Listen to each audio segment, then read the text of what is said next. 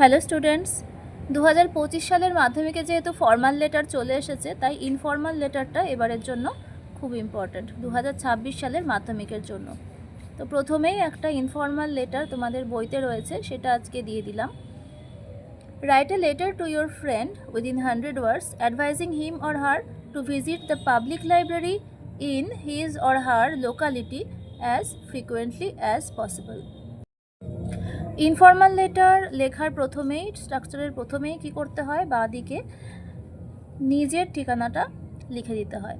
নিজের ঠিকানা, তার নিচে ডেট, যে ডেটে তুমি চিঠি লিখছো। তারপর আসে স্যালিউটেশন প্লাস নেম, কার নাম? বন্ধুর নাম। তাহলে মাই ডিয়ার, এটা স্যালিউটেশন, বন্ধুকে আমরা এইভাবে স্যালিউট করি, এইভাবে সম্বোধন করি। তারপরে নাম, তারপর শুরু হচ্ছে ইন্ট্রোডাকশান। ইন্ট্রোডাকশানে দেখো, I hope this letter finds you in the best of health and spirits. After a long time, I am writing to you. Through this letter, I wish to tell you about a good habit. এই হয়ে গেল তুমি চিঠিতে কি বলতে চাইছো তার একটা introduction.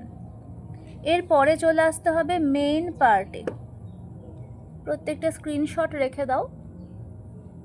Recently, I came across a magazine meant for the students at my uncle's home, and from the magazine, I have known about a good habit.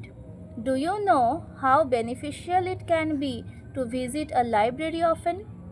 A library is a storehouse of knowledge.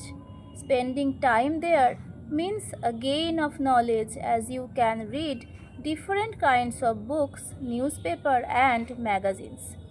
There is much to know from outside our study books.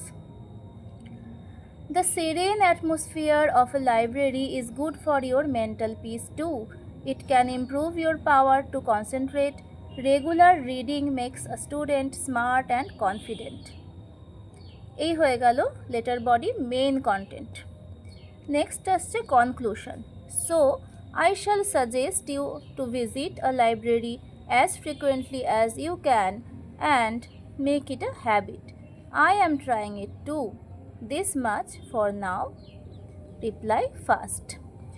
Conclusion হয়ে যাওয়ার পরে leave taking. Leave টেকিংয়ে কী করতে হয়?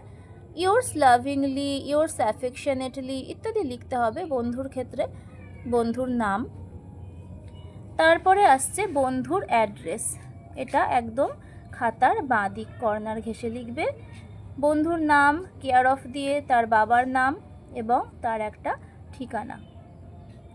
ঠিকানা পরীক্ষার হলে মনে পড়বে না। ইনফর্মালের জন্য দুটো ঠিকানা এবং ফর্মালের জন্য দুটো ঠিকানা মোটামুটি মুখস্থ করে যাবে।